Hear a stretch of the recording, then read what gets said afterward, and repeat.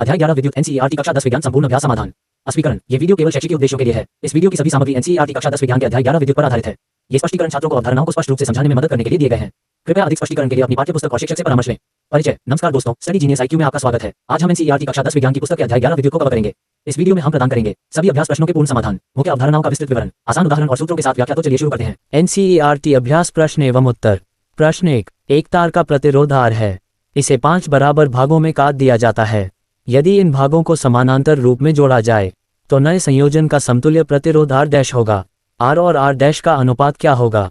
विकल्प A 1/25, B 1/5, C 5, D 25। सही उत्तर विकल्प D 25। व्याख्या, जब एक तार का कुल प्रतिरोध R होता है और इसे 5 बराबर भागों में काटा जाता है तो प्रत्येक भाग का प्रतिरोध R/5 हो जाता है। अगर इन 5 भागों को समानांतर रूप में जोड़ा जाए तो कुल समतुल्य प्रतिरोध और भी कम हो जाएगा। गणना करने पर नया प्रतिरोध R डैश बराबर R/25 आता है। इसलिए R और R डैश का अनुपात 25 होगा। प्रश्न 2, निम्नलिखित में से कौन सा विकल्प विद्युत शक्ति का सही सूत्र नहीं है? विकल्प I square R, B IR square, C VI, D V square बटा R। सही उत्तर B IR स्क्वायर। व्याख्या, विद्युत शक्ति के सही सूत्र निम्नलिखित हैं। पहला, P बराबर V गुना I। दूसरा, P बराबर I स्क्वायर R। तीसरा, P बराबर V स्क्वायर बटा R। चूंकि IR स्क्वायर कोई वैध शक्ति सूत्र नहीं है, इसलिए विकल्प ख गलत है। प्रश्न 3, एक विद्युत बल्ब को 220 वोल्ट और 100 वॉट पर रेट किया गया है। यदि इसे 110 वोल्ट पर संचालित किया जाए तो इसकी खपत कितनी होगी? विकल्प A 100 what, B 75 what, C 50 what, D 25 what. सही उत्तर विकल्प D 25 वॉट। दिया गया वोल्टेज V इक्वल्स 220 वोल्ट, शक्ति P इक्वल्स 100 वॉट, नया वोल्टेज V इक्वल्स 110 वोल्ट। चरण 1, बल्ब का प्रतिरोध R ज्ञात करें। विद्युत शक्ति का सूत्र P equals V square by R। इससे हम प्रतिरोध R निकाल सकते हैं। R equals V square by P। मान लगाने पर R equals 220 square by 100, R equals 48,400 by 100 equals 484 ohm. चरण 2, 110 वोल्ट पर नई शक्ति P निकालें। फिर से वही सूत्र लगाएं। P equals V square R, P equals 110 square by 484, P equals 12,100 by 484, P equals 25 what. अतः बल्ब की नई शक्ति खपत इक्वल्स 25 वॉट। प्रश्न 4, दो समान लंबाई और समान व्यास वाली चालक तारों को पहले श्रेणी क्रम सीरीज और फिर समांतर क्रम पैरेलल में एक ही विभवांतर के पार जोड़ा जाता है। श्रेणी क्रम और समांतर क्रम में उत्पन्न ऊष्मा कीट का अनुपात क्या होगा? विकल्प A 1:2, B 2:1, C 1:4, D 4:1। सही उत्तर C 1:4। व्याख्या, जूल के नियम के अनुसार उत्पन्न ऊष्मा प्रतिरोध पर निर्भर करती है। चूंकि श्रेणी क्रम में कुल प्रतिरोध अधिक होता है और समांतर क्रम में कम, इसलिए समांतर क्रम में उत्पन्न ऊष्मा अधिक होती है। गणना करने पर यह अनुपात 1:4 आता है। प्रश्न 5, किसी परिपथ सर्किट में दो बिंदुओं के बीच विभवांतर पोटेंशियल डिफरेंस मापने के लिए वोल्टमीटर को कैसे जोड़ा जाता है? सही उत्तर, वोल्टमीटर को हमेशा उन दो बिंदुओं के समानांतर पैरेलल जोड़ा जाता है जिनके बीच विभवांतर मापा जाना हो। प्रश्न 6, एक तांबे के तार का व्यास 0.5 मिलीमीटर है और इसकी विशिष्ट प्रतिरोधता रेजिस्टिविटी 1.6 × 10⁻⁸ ओम मीटर है। इस तार की लंबाई कितनी होनी चाहिए ताकि इसका प्रतिरोध 10 ओम हो? यदि व्यास को दोगुना कर दिया जाए तो प्रतिरोध कितना बदल जाएगा? उत्तर, प्रतिरोध का सूत्र R बराबर रो गुना L बटा I, जहां R बराबर 10 ओम, रो बराबर 1.6 गुना 10 की घात -8 ओम मीटर, D बराबर 0.5 मिलीमीटर। इसे मीटर में बदलने पर D बराबर 0.0005 मीटर। चरण 1, क्रॉस सेक्शनल क्षेत्रफल निकालें। क्षेत्रफल का सूत्र है A बराबर पाई गुना D बटा 2 का वर्ग। चरण 2, लंबाई L ज्ञात करें। लंबाई निकालें। L बराबर R गुना A बटा रो। यदि व्यास को दोगुना कर दिया जाए, प्रतिरोध व्यास के वर्ग के व्युत्क्रमानुपाती होता है, इसलिए नया प्रतिरोध R डैश बराबर R बटा 4, अर्थात प्रतिरोध 4 गुना घट जाएगा। प्रश्न 7, एक दिए गए प्रतिरोधक में प्रवाहित होने वाली धारा I के मान और प्रतिरोधक के पार विभवांतर V के संगत मान नीचे दिए गए हैं। धारा एम्पियर 0.5, 1.0, 2.0, 3.0, 4.0। Voltage volt 1.6, 3.4, 6.7, 10.2, 13.2। वोल्टेज और धारा के बीच एक ग्राफ बनाएं और प्रतिरोधक का प्रतिरोध ज्ञात कीजिए। उत्तर ओम के नियम के अनुसार V बराबर I गुना R।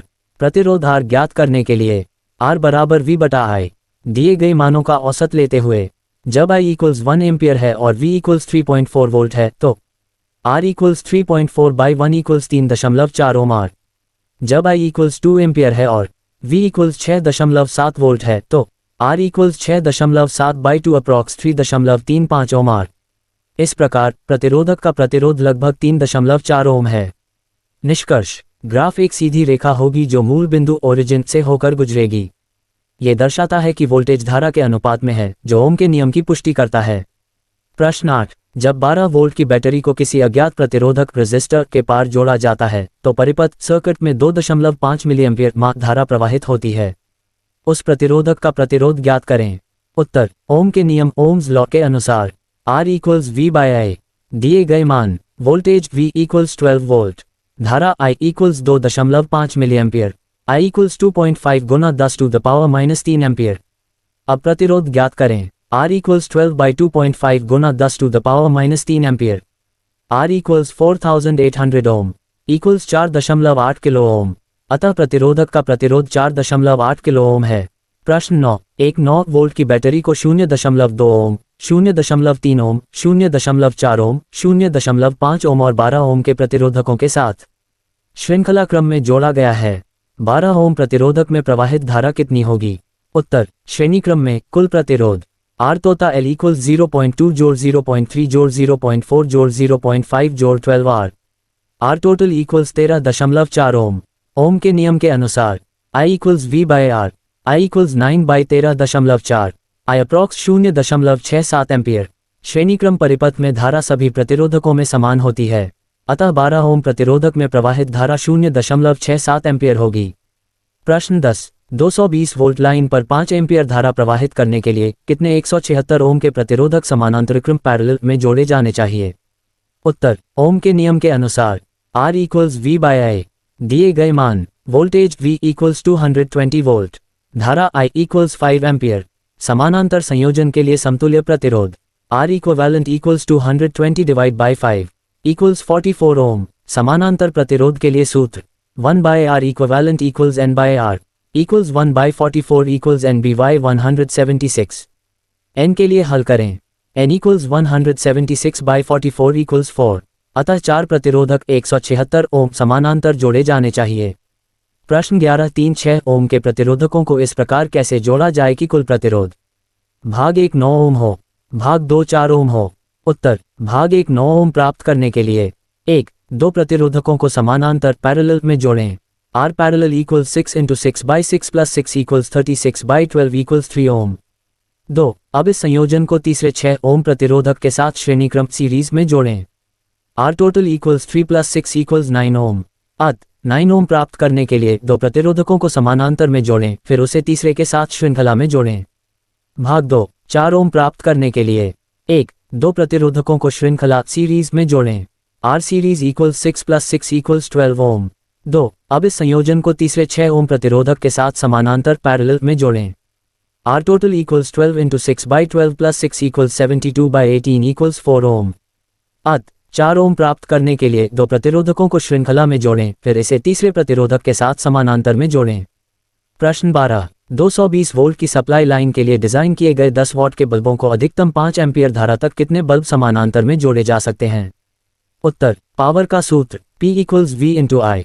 धारा के लिए पुनः व्यवस्थित करें। I equals P by V। एक बल्ब के लिए I equals 10 by 220 equals 0.0455 ampere. कुल बल्बों की संख्या N इक्वल्स कुल धारा बाई प्रति बल्ब धारा N equals 5 by 0.0455 equals approx 110। अतः 110 बल्बों को समानांतर में जोड़ा जा सकता है।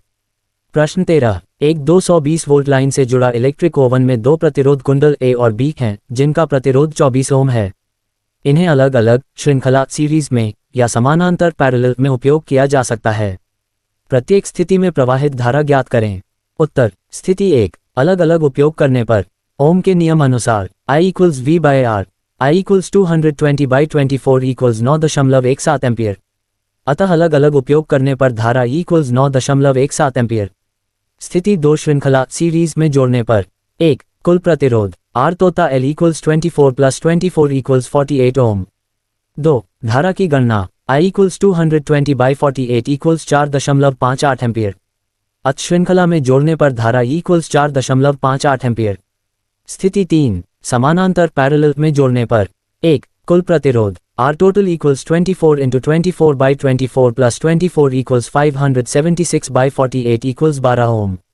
2. धारा की गणना I equals 220 by 12 equals 18.33 ampere. अतः समानांतर में जोड़ने पर धारा इक्वल्स 18.33 एम्पियर। अंतिम उत्तर संयोजन का प्रकार धारा एम्पियर में अलग अलग सेपरेट 9.17 एम्पेयर, श्रृंखला सीरीज 4.58 एम्पेयर, समानांतर पैरेलल 18.33 एम्पेयर। प्रश्न 14. 2 ओम प्रतिरोधक में उपयोग की गई शक्ति की तुलना करें। स्थिति 1. 6 वोल्ट बैटरी को 1 ओम और 2 ओम प्रतिरोधकों के साथ श्रृंखला सीरीज में जोड़ा गया है। स्थिति 2. 4 वोल्ट बैटरी को 12 ओम और 2 ओम प्रतिरोधकों के साथ समानांतर पैरेलल में जोड़ा गया है। उत्तर स्थिति 1. श्रृंखला सीरीज परिपथ। 1. कुल प्रतिरोध R total equals 1 plus 2 equals 3 ओम। 2. धारा ओम के नियम से I equals V by R equals 6 by 3 equals 2 ampere. 3. 2 ओम प्रतिरोधक में शक्ति P equals I square R, P equals 2 square into 2 equals 4 into 2 equals 8 what. स्थिति 2. समानांतर पैरेलल परिपथ। 1. समानांतर परिपथ में वोल्टेज समान रहता है, अतः 2 ओम प्रतिरोधक के लिए V इक्वल्स 4 वोल्ट। 2. शक्ति की गणना P equals V square by R, P equals 4 square by 2 equals 16 by 2 equals 8 what. निष्कर्ष दोनों स्थितियों में 2 ओम प्रतिरोधक में उपयोग की गई शक्ति 8 वॉट है। प्रश्न 15. 2 बल्ब 100 वॉट, दूसरा 60 वॉट, 220 वोल्ट आपूर्ति से समानांतर में जुड़े हैं। कुल धारा कितनी होगी? उत्तर 1. 100 वॉट बल्ब के लिए धारा I1 equals P by V equals 100 by 220 equals 0.454 ampere. 2. 60 what bulb के लिए धारा I2 equals 60 by 220 equals 0.273 ampere. 3. कुल धारा I total equals I1 plus I2, I total equals 0.454 plus 0.273 equals 0.727 ampere. अतः मुख्य लाइन से खींची गई कुल धारा 0.727 एम्पियर होगी। प्रश्न 16. कौन अधिक ऊर्जा उपयोग करता है? स्थिति 1. 250 वॉट टीवी 1 घंटे तक चलता है। स्थिति 2. 1200 वॉट टोस्टर 10 मिनट तक चलता है। उत्तर ऊर्जा का सूत्र A equals P times T। स्थिति 1. TV ATV equals 250 times 1 equals 250 what घंटे। स्थिति 2. Toaster T equals 10 by 60 equals 1 by 6 घंटे। A toaster equals 1200 into 1 by 6 equals 200 what घंटे। निष्कर्ष चूंकि 250 वॉट घंटे ज्यादा है 200 वॉट घंटे, इसलिए टीवी सेट टोस्टर से अधिक ऊर्जा उपयोग करता है। प्रश्न 17. 44 ओम प्रतिरोध वाला एक इलेक्ट्रिक हीटर 5 एम्पियर धारा लेकर 2 घंटे तक चलता है। हीटर में कितनी दर से ऊष्मा उत्पन्न होगी? उत्तर ऊष्मा की दर शक्ति निकालने के लिए P equals I square R, P equals 5 square times 44, P equals 25 times 44 equals 1100 what equals 1.1 kilowatt. अतः हीटर में ऊष्मा उत्पन्न होने की दर 1100 वॉट या 1.1 किलोवाट होगी। प्रश्न 18. निम्नलिखित की व्याख्या करें। और विद्युत लैंप के फिलामेंट के लिए लगभग विशेष रूप से टंगस्टन का उपयोग क्यों किया जाता है? उत्तर टंगस्टन का गलनांक बहुत अधिक होता है, लगभग 3380 डिग्री सेल्सियस, और इसकी रेजिस्टिविटी भी अधिक होती है। यह उच्च तापमान को पिघले बिना सहन कर सकता है, जिससे ये लंबे समय तक टिकाऊ रहता है। इसी कारण इलेक्ट्रिक लैंप के फिलामेंट के लिए टंगस्टन का उपयोग किया जाता है। बेक ब्रेड टोस्टर और इलेक्ट्रिक आयरन जैसे विद्युत तापीय उपकरणों के चालक शुद्ध धातु के बजाय मिश्र धातु से क्यों बनाए जाते हैं? उत्तर 1. मिश्र धातुओं की रेजिस्टिविटी प्रतिरोधकता अधिक होती है, जिससे वे अधिक गर्मी उत्पन्न कर सकती हैं। 2. मिश्र धातुएं उच्च तापमान पर आसानी से ऑक्सीडाइज नहीं होती, जिससे वे अधिक टिकाऊ होती हैं। इसी कारण इलेक्ट्रिक आयरन, हीटर और टोस्टर में मिश्र धातुओं का उपयोग किया जाता है। सी. घरेलू सर्किट में श्रृंखला सीरीज संयोजन का उपयोग क्यों नहीं किया जाता? उत्तर श्रृंखला सर्किट में 1. यदि एक उपकरण खराब हो जाए तो पूरा सर्किट बंद हो जाता है। 2. वोल्टेज विभाजित हो जाता है, जिससे सभी उपकरण ठीक से काम नहीं कर पाते। 3. समानांतर सर्किट में प्रत्येक उपकरण को पूरा वोल्टेज मिलता है और वे स्वतंत्र रूप से काम कर सकते हैं। इसीलिए घरेलू सर्किट में समानांतर संयोजन का उपयोग किया जाता है, जिससे सुरक्षा और दक्षता बनी रहती है। डी. किसी तार का प्रतिरोध उसके अनुप्रस्थ काट क्षेत्र क्रॉस सेक्शनल एरिया के साथ कैसे बदलता है? उत्तर प्रतिरोध R और तार के अनुप्रस्थ काट क्षेत्रफल A के बीच संबंध। R प्रोपोर्शनल टू 1/a, अर्थात यदि अनुप्रस्थ काट क्षेत्रफल बढ़ता है तो प्रतिरोध घटता है और यदि क्षेत्रफल घटता है तो प्रतिरोध बढ़ता है। इसी कारण विद्युत पारेषण लाइनों में मोटे तारों का उपयोग किया जाता है जिससे प्रतिरोध कम हो और ऊर्जा हानि कम हो। एक विद्युत पारेषण इलेक्ट्रिक ट्रांसमिशन के लिए तांबा, कॉपर और एल्यूमिनियम तारों का उपयोग क्यों किया जाता है? उत्तर 1. तांबा और एल्यूमिनियम की रेजिस्टिविटी कम होती है जिससे वे बेहतर चालक, गुड कंडक्टर्स होते हैं। 2. ये दोनों धातुएं आसानी से खींचकर पतले तारों में बदली जा सकती हैं, उच्च नम्यता, डक्टिलिटी। 3. एल्यूमिनियम हल्की होती है इसलिए लंबी दूरी तक बिजली भेजने में ये तांबे से सस्ती होती है। इसीलिए तांबा और एल्यूमिनियम बिजली के पारेषण के लिए आदर्श होते हैं। निष्कर्ष और कॉल टू एक्शन। आज की क्लास में हमने अध्याय 11 विद्युत इलेक्ट्रिसिटी को पूरा किया। मुझे उम्मीद है कि यह वीडियो आपके लिए उपयोगी रहा होगा और इससे आपको इस अध्याय को समझने में मदद मिली होगी। अगर यह वीडियो आपके लिए मददगार रहा तो वीडियो को लाइक करें, स्टडीजन इजी को सब्सक्राइब करें ताकि आप सभी NCERT समाधान पा सकें। कोई सवाल है कमेंट में पूछें। मिलते हैं अगले वीडियो में। सीखते रहिए, आगे बढ़ते रहिए।